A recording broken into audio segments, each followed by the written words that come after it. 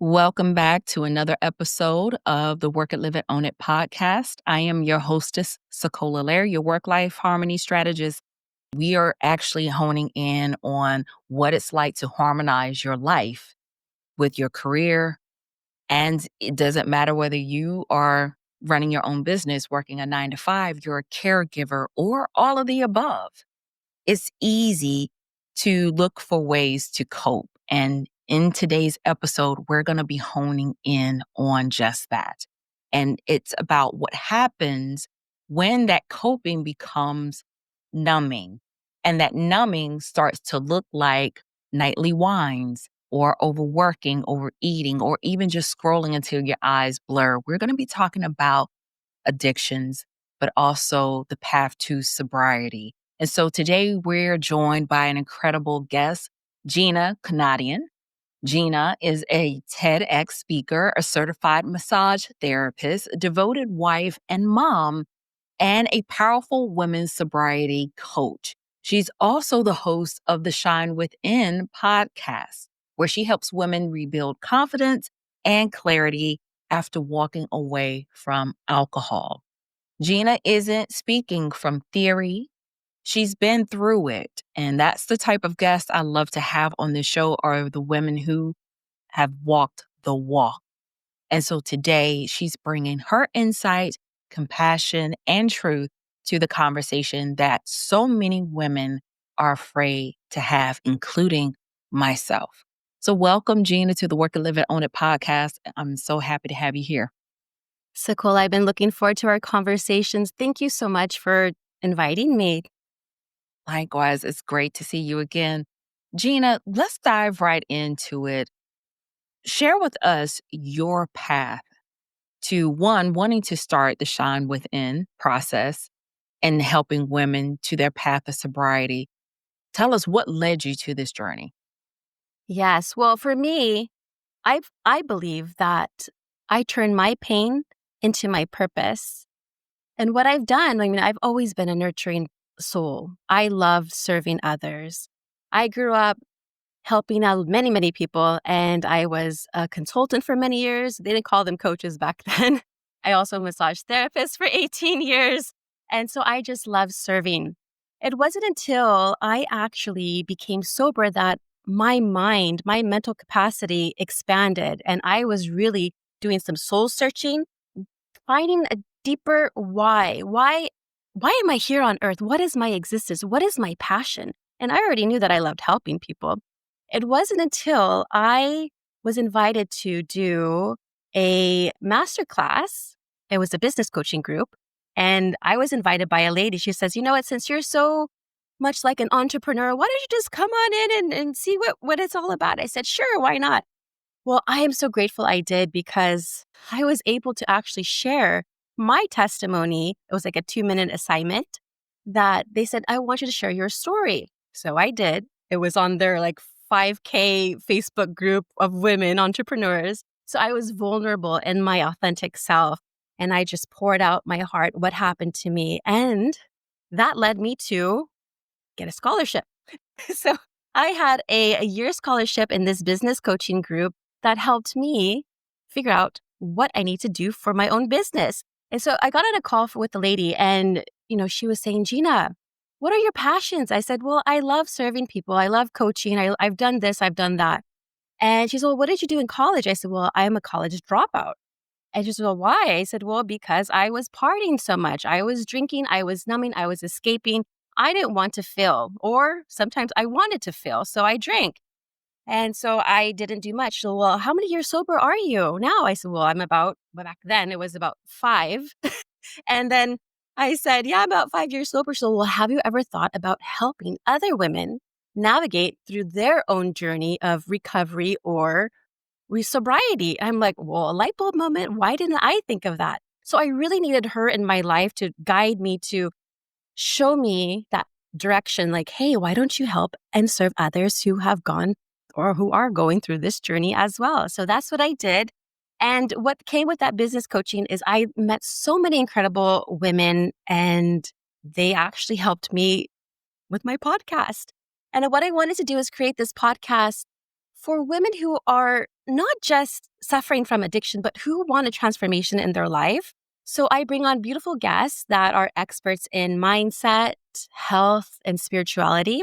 And I also bring on other people, other women who want to share their story of transformation.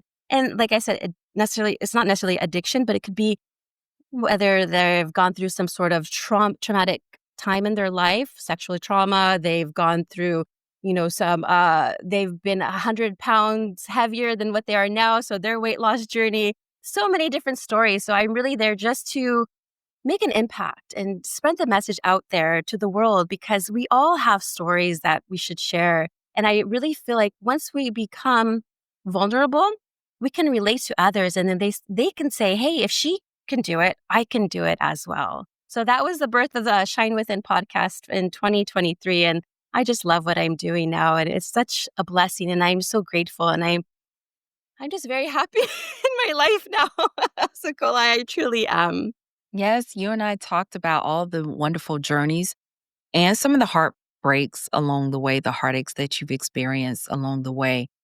And I appreciate the fact that one, you sought out a community and being in the consulting strategist, now coaching world and arena, you are in a room, whether it's in person or virtually, with women who are there to support one another. And that is key. But you also found someone who could identify one of your gifts. And sometimes you also mentioned with gifts, sometimes we don't even really hone in on what our gift truly is until someone shines a light on it. But you didn't just take that gift and tuck it away or hide it under your bed or in the corners of your mind. You actually honed in on that gift and you're doing something that you're very passionate about because it came from your own pain, your own past experiences. But one thing I did note that you said in your introduction was that numbing isn't just about alcohol. And it can show up in so many ways. And some of those ways that you've mentioned, even food addiction, it can show up in so many ways. What are some other ways that women numb without even realizing it? Oh, so many women shop. Many women, they will just go on and seek men online. Many women will go ahead and either gamble, social media. Social media is a big one. That And doom scrolling, yes. yes, the doom scrolling, the scroll holding, all of those are just, oh, I've been there. And so there's a lot of different ways women numb. And a lot of times, really, it does nothing good for them because it starts a cycle of addiction. And then we get stuck and trapped. And then we just want to just do that instead of do other things that align to our soul purpose and whatever lights us up. Mhm.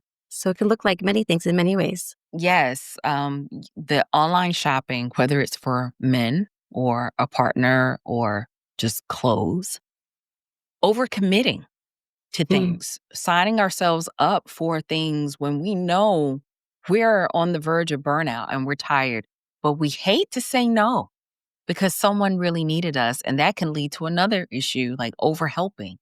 I know so many women that have said, well, I like to feel needed.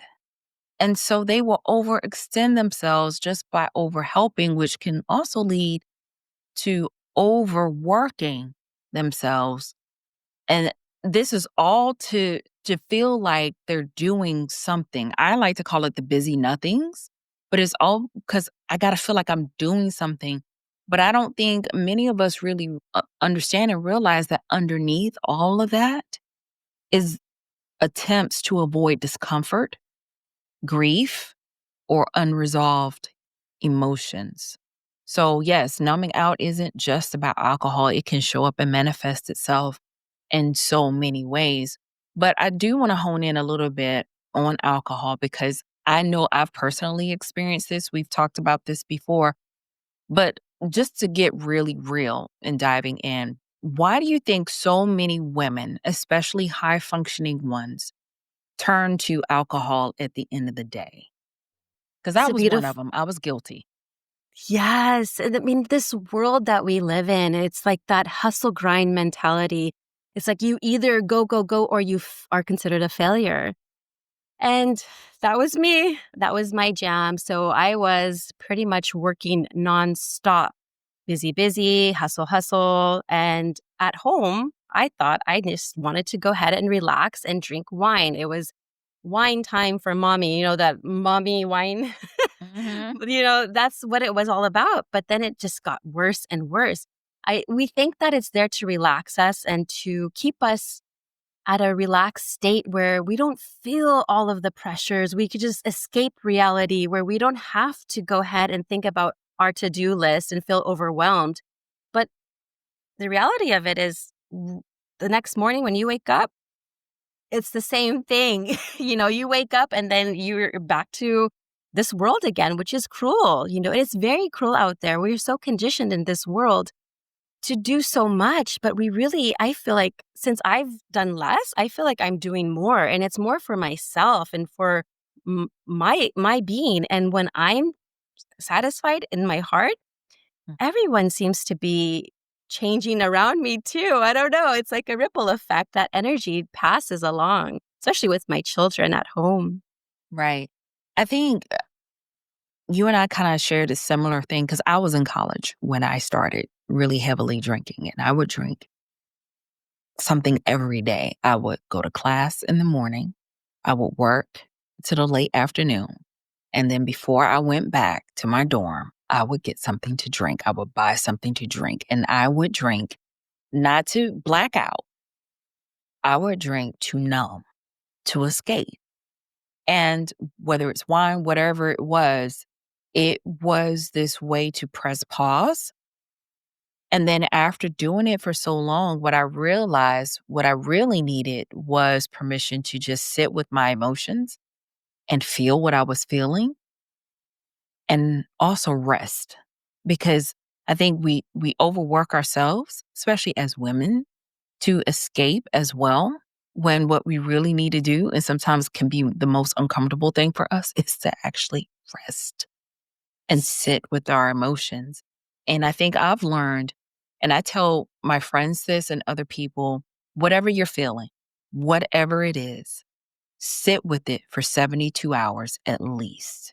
If I made a mistake, I'm disappointed in myself, I learned to sit with myself for 72 hours. If I feel bummed, sad about something, I have to remind myself, you know what? I was given and blessed with these emotions. Let me feel what I'm supposed to feel because I wasn't created to not have these feelings and these emotions. So if I'm going to be sad, okay, you know what? I'm going to give myself at least 48 hours to be sad. I'll tell my husband, you know what? I'm not having a good moment right now. I just need to sit in the bedroom, need to lay in the bedroom for a while. No interruptions. And let me feel what I'm feeling. And then around about the end of 48 hours, I'm like, okay, now let's transition back to doing what we need to do to heal and to recover. And that kind of brings me up with something that I recently came across. It was a quote from Psychology Today. And they said that addiction is a continuum and we all exist somewhere on that spectrum. So for women who feel like, well, I'm not addicted to anything, according to Psychology Today, we all have some obsessive compulsive tendency. We have some form, we're one step away from addiction. We all exist somewhere on that spectrum. So, how does that idea shift the conversation for women who say, "Huh, I'm not addicted. I just need a glass to unwind"? Yeah, so I always say question your drink. Why are you really wanting a glass of wine to unwind? Why not try other practices? What about alcohol that makes you want to drink that in particular in order to be at a relaxed state? And so I always say ask questions to yourself, have a conversation, a dialogue with yourself, and figure out what is the root cause of why I really want wine. And I noticed, like, when you're talking about staying still, that's when I get all my answers. And especially when nobody is around, no TV especially is on, or, if I'm out, I notice when I get more clarity when I'm out in nature or if I'm taking a walk outside, anything outside. You can even be in your backyard with your feet planted on the grass or on the ground and just breathing a little bit. You'll get more clarity of why are you wanting this particular thing to relax you? Let's seek other options that will help you be in a relaxed state where you don't have to drink because it's not good for our body. It's poison. Why do we want to poison our body? We want to nurture our body. We want to love our body so that way we can live long and be healthy and, be happy in this crazy world. Yes, I agree. And it's in those quiet moments, it's when we can actually sit and think and wonder, Mhm. why? Why do I need this? Because even after the college phase, and I realized, okay, I'm escaping, right? I'm not healing. I would still find myself if it was a stressful moment. And I'm not saying there's anything wrong for those who may be like, well, you're making it seem like alcohol is bad. Well, what I'm saying is, if that's a dependency. And I didn't realize it because addiction, it reminds me that addiction isn't loud. It doesn't start out loud, it's very subtle. And once in a while, a habit will start to become a daily crutch. And I found that way for me because when I started working and I was newly married, if something stressful occurred, I was like, oh, I need to pour a glass of to drink. And it became an emotional dependence that grew into something else. And if you need it to feel okay, then I would say, yes, it is worth exploring. I agree with you to sit down and wonder why. Why do I need this?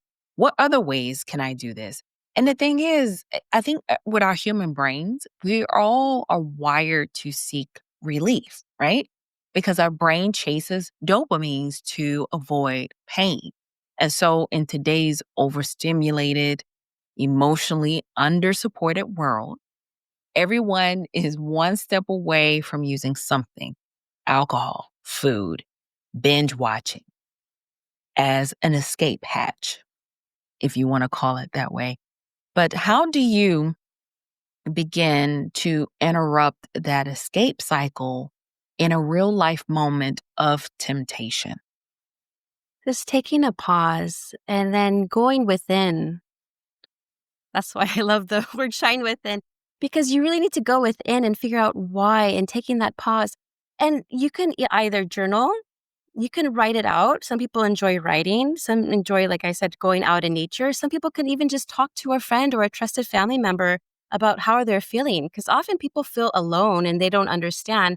But I believe even in communities, I love communities, by the way, Mhm. you can get answers and support. But really, all the answers are already inside you. You just need to be still and go within.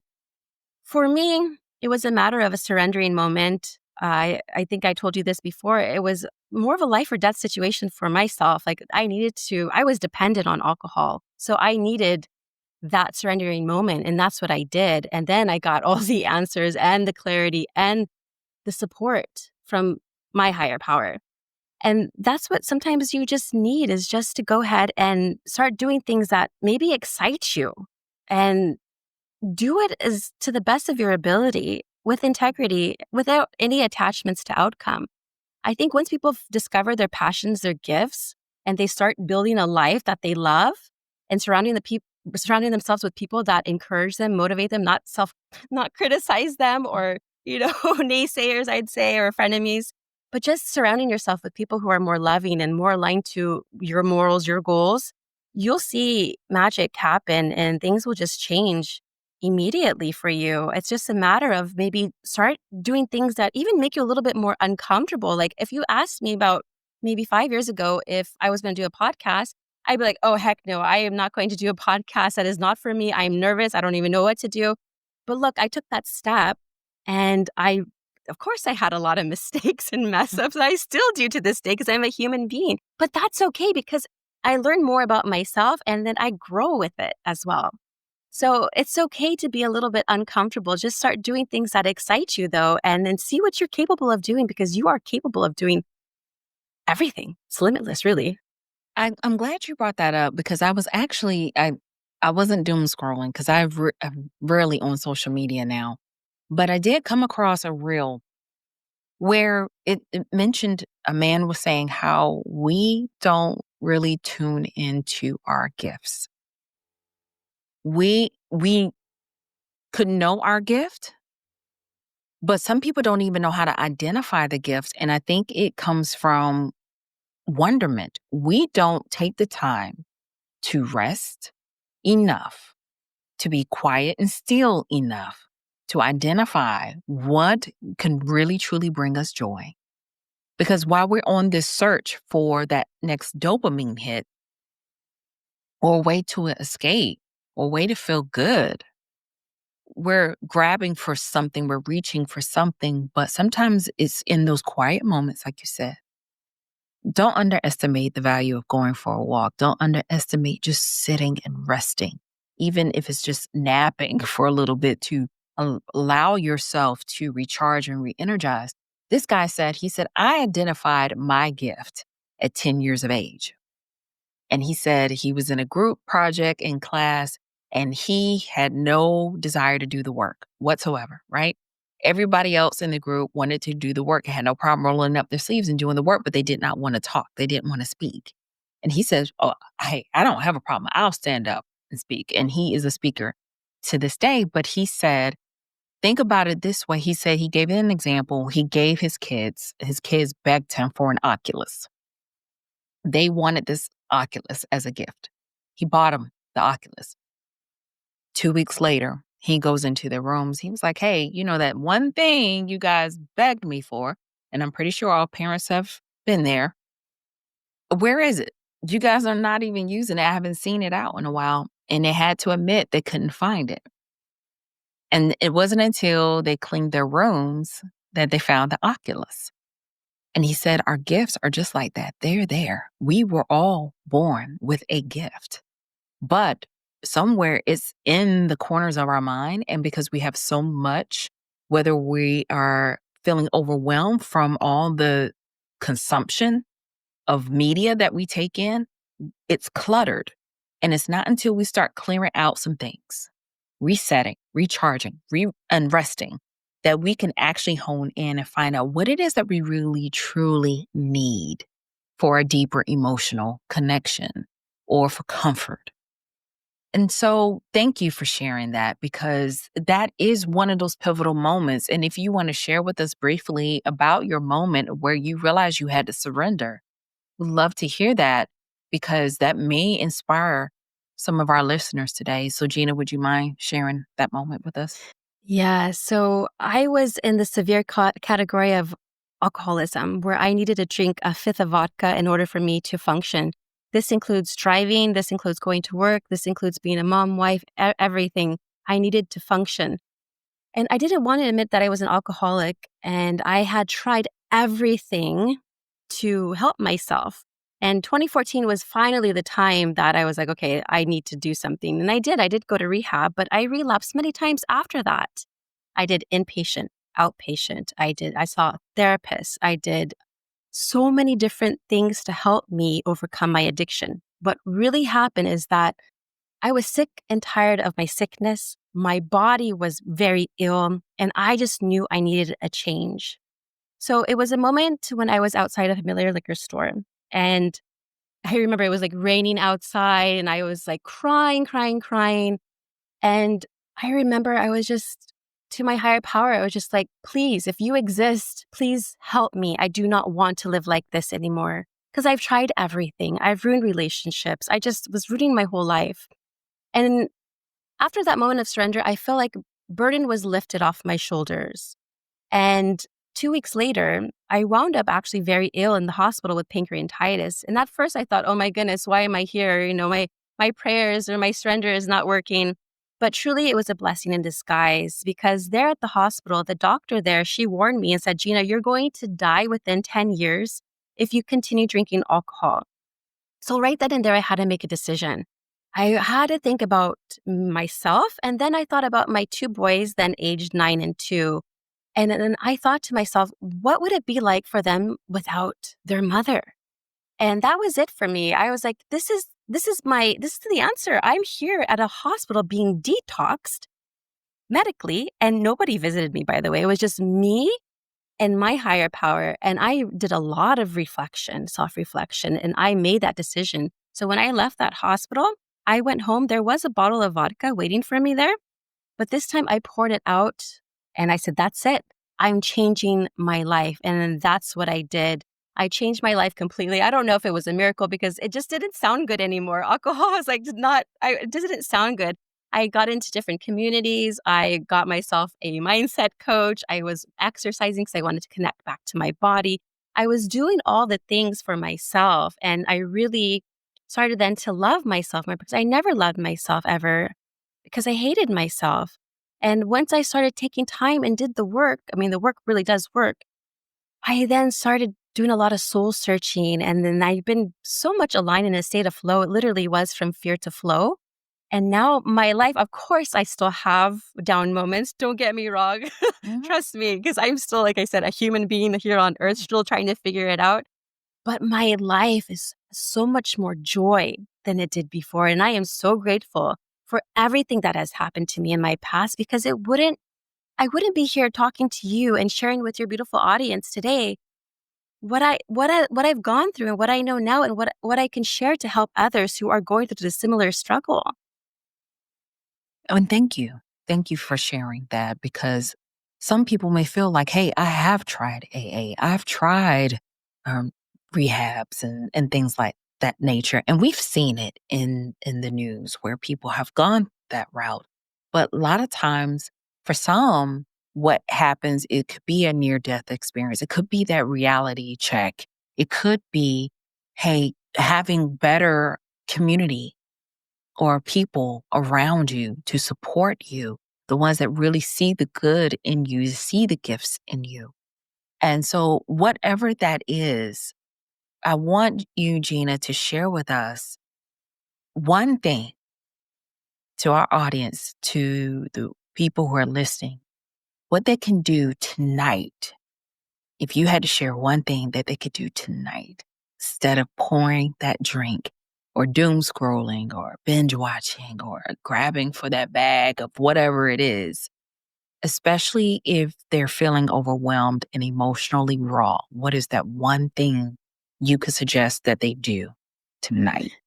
Yes, take time for yourself and do something kind for yourself in a loving, self compassion way. And whatever that can look like to you, like I mentioned before, you can write, you can take a walk, you can even get massages if you want, a lot of self care. But, be careful how you're talking to yourself during those moments because are your thoughts nurturing during those times or are they critical? Be kind to yourself. I always would say, write yourself a love letter. Give yourself love. I mean, that's what we need because if we can't love ourselves, it's really hard to love anybody else, really. And that's what I was going through. And so just take time and pause and be still with yourself. And then the answers will come. Just go ahead and ask for help because a lot of people think that asking for help is a sign of weakness. It's not. It's truly a sign of strength and it's a superpower. I ask for help all the time, especially in my quiet moments. So just take some time for yourself and do something that you like to do, like cooking, even. I do. And I love cooking. I think that has been one of my things to relax when I get home. And I Mhm. love it because it was one commercial that I had heard. I was listening, I was getting ready in the morning, I was listening to something. And they said cooking is one of those things that you can do that awakens all five of your senses. If you were blessed, if you still have the ability to use all five of your senses or whatever senses you have left, your sight, your sound, your gift for hearing, all those senses are awakening and alive at that moment. And I was like, wow, I never thought of it that way. So now when I get in the kitchen to cook, I don't go, oh goodness, I have to cook. No, it's I get to cook. I Yes. get to experience these gifts. So, like you said, it could be something so simple and easy because sobriety isn't about replacing numbness or just trying to get rid of it. It's about replacing the numbness with nurturing. So, and a lot of us, we don't even take the time to really breathe. I've caught myself so many times, like I'm doing shallow breathing. I'm not even really taking a breath. So it could be breathing, lighting a candle, even if it's just journaling one sentence, or call a friend that you haven't spoken to in a while, that one that makes you laugh out loud till you snort, whatever it is, do this. Take some of these recommendations, guys. And listen, that quote that I read from Psychology Today, that addiction is a continuum and we all exist somewhere on that spectrum. I want us to let that sink in, even if you've never blacked out, even if you're holding down your job and your family. And if you feel yourself slipping away every time you reach for that glass, you reach for that remote control, your phone, the computer, food, whatever it is, just remember there's another way to come home to yourself. And so I want to thank you, Gina, for coming on to the podcast and having this courageous conversation and sharing your story with us today. And guys, listen, here's what I hope you'll take away. You're not weak for wanting relief. You're not weak for asking for help. What Gina has said throughout this conversation is that you're human. But the habit you form to survive is not the one that will help you thrive. And so if this episode nudged a little something inside of you, don't ignore it, honor it, make room for it. And maybe that next glass, next bag of chips, I'm guilty, isn't what you need. Maybe it's clarity. Maybe it's a cry for connection and meaningful interaction. Or maybe, just maybe, it's time to let your inner light shine from within. Guys, I encourage you to head on over to Gina Kunadian.com to learn more about Gina's coaching, her podcast, and the Transformation Shine process. And as always, remember, here at Work It, Live It, Own It, we don't just survive, we grow, we progress, even when it's messy. So, Gina, before we wrap up, I want to ask you a rapid fire question. What is one thing, because I know you're a massage therapist, what is one thing you want to do today as for this conversation? You got on here with me, took some time out of your schedule today to talk to me. What is one thing you're going to do today to treat yourself?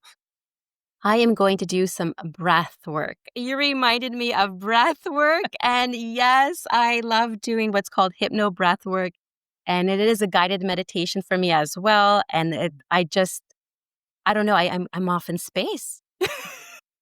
Yes, so breathing, I'm going to breathe today. You're going to breathe today. Take some deep, meaningful breaths. I love it. And guys, listen, even when you think it's still hard, remember, even when you feel like you have to put that glass down, remember, you're picking yourself up.